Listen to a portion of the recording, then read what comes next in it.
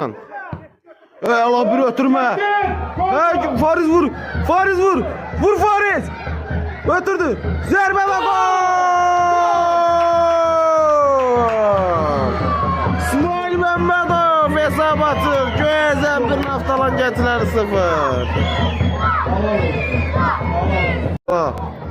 Elarik. Ötürme. Orzuman. Zerbe ve gol.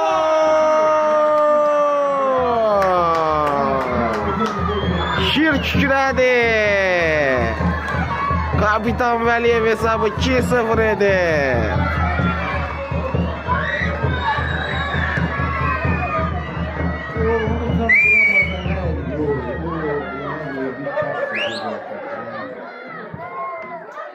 Asist İsmail Mehmedov, golun müəllifi Kapitan Veliyev.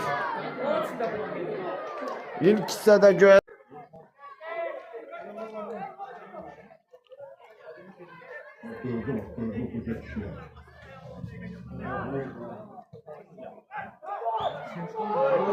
bu dirək bəxtimiz getdi. Son anda İsmail topu uzaqlaşdırdı. Naftalan təzyiqi davam etdirir. Daha bir ötürmə, başla zərbə və hesab arasındakı fərq birənir. Naftalan Gənclər komandası. Nihat. Babayev uzaqlaşdırdı. Əladır Babayev. Kapitan Veliyev.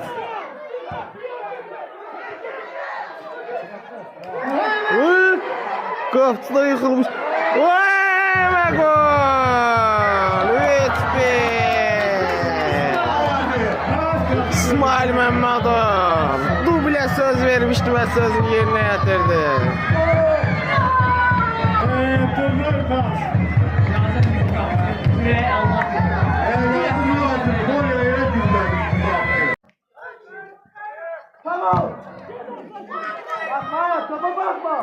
Canlı efsane babayı oradadır.